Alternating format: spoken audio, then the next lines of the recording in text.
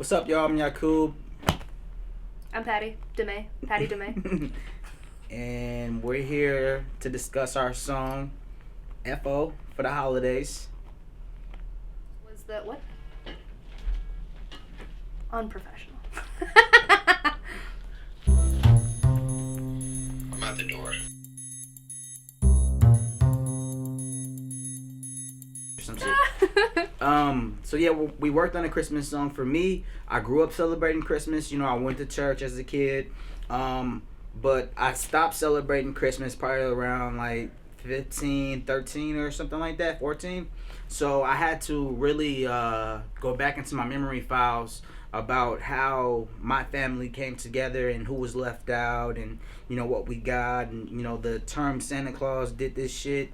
You know, it just blew my mind away. I was like, how did he get in here? And does he have the key? You know what I mean? Like, is he like the landlord or something like that? I'm looking for this white man that keeps coming through the chimney.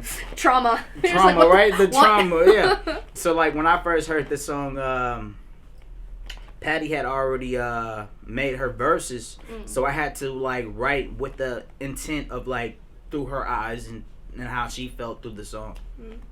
Yeah, and I thought it was really cool how the different narratives still worked together. Because, like, my portion of the story is family members within your community abusing you, which means someone being present and, like, kind of always the fear in your life. Holiday sensations, family obligations. Holiday sensations, family obligations.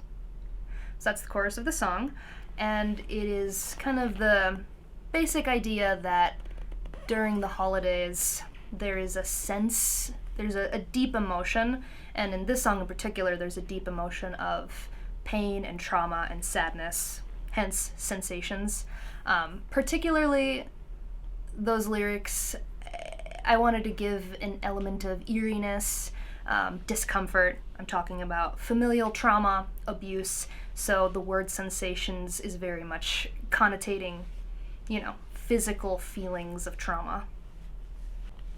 There's tension in the air, it's Christmas time again.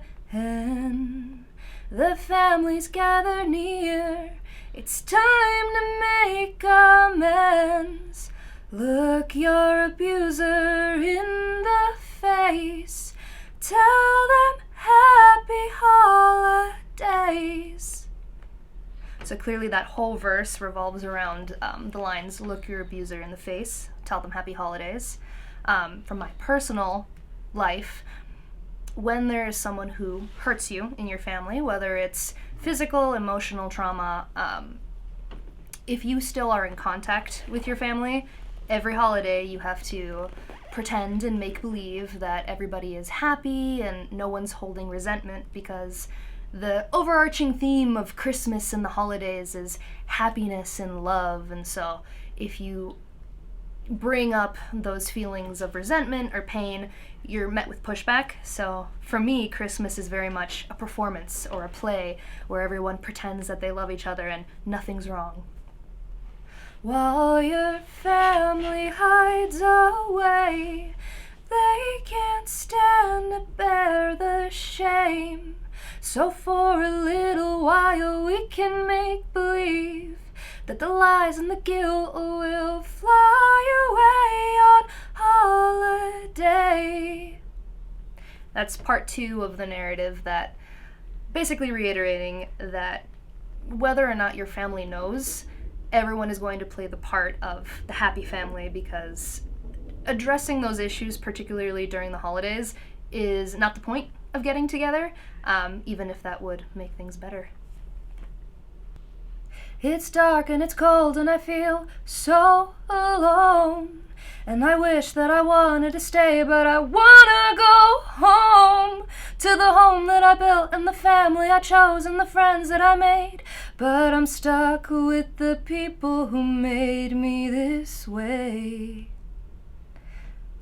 The capstone of the entire message, at least My portion of the story being, even if you make a life for yourself outside of your trauma, and you create this perfect world where you have all the love you could ever hope for, if you still are in contact with the people that have hurt you, it's not enough to get away. You're always going to have to come back to the root of your problem. And if your family doesn't want to address it, then it will always remain a pain rather than a place of growth. For my first verse, I had to adjust to the beat and to Patti's version of the song. She brought up certain key factors that made me think about, some of the first times I celebrated Christmas, and I don't celebrate it anymore, and I don't practice the holiday, but, when I was growing up, I grew up in a Christian household, and that was my format of, connecting to the song and bringing certain things to light. Some of the things that I was taught, as a kid, about Santa Claus and how did he get in here and why did he only eat 2 cookies, stuff like that, and drink a half a glass of milk, So it really played with my mind, and it made me question adult things at a young age, and it also made me more self-aware to articulate with family values, family traditions. Every family does certain things around a time of year to bring the family closer together and stuff like that. So celebrating Christmas, what a day to remember. Waking up to the coldest December, wiping my eyes yet from my slumber. There's gifts underneath the Christmas tree. Santa Claus made it across the world to drop off presents to me and my family, but my father was missing from the picture. If I had a chance, I would wish him a happy holiday. Celebrating Christmas, what a day to remember. Your first Christmas where you get basically pretty much everything you asked for. So that was partaking in my childhood. I had a single mother. She worked really hard to provide, toys, games, CDs, for 3 of her kids. So it made me feel as if that was the complete picture, and I have a photo of my mom next to a Christmas tree with her hand in the air, and she just, she owned it that day, even though I didn't know that she put all those gifts underneath the tree while we were asleep. And like I said, relating to some of the verses and, Santa Claus and, the holiday spirit. Take the pain away from an absent father, but it's the holidays, so there's no caption for the way that I feel. I keep it real when I reveal the thoughts on my mind, like the ornaments in the star on the tree I shine, leaving family obligations behind. This is the holiday sensation. Spread the cheers. It's better to give than it is to receive. If you haven't heard it first, please take it from me. Those verses was articulated with my father being absent while we were celebrating Christmas. And I remember one Christmas, him and my mom had an argument, and he just dumped all the gifts on the floor. So I was like, yo, ain't no such thing as no Santa Claus, G. So I found out at a young age. I was always aware. And when him and my mom split up, because they still had children by each other, so I would still see him every now and then. But when they split up, it made me feel as if a part of me was missing in the household, or if I would go over to his house, a part of my mom would be missing from that household. So those were some of the things that I wanted to put into the verse to make certain people more comfortable, or people who have experienced the loss of a father or an absent parent. So those are some of the things that I wanted to identify. A perfect son is always what I wanted to be, but for the reasons I didn't fit in with the holiday seasons, I'm gasping for air. Someone please tell me if I'm still breathing. Those words were just initially used because around Christmas time, it's it was sometimes where I would go to my grandparents' house and there wouldn't be nothing for me underneath the tree. I was excluded from gifts. I mean, it was probably one Christmas that my grandfather Pops got me something, and it was a toy or whatever, but I never asked for it. Whenever Christmas time came up, when it came for my dad's side of the family, I would never ask for anything because I just felt like I wasn't going to get anything anyway if I asked, so I was just whatever. That's kind of where that verse comes from. It's actually very what's the word?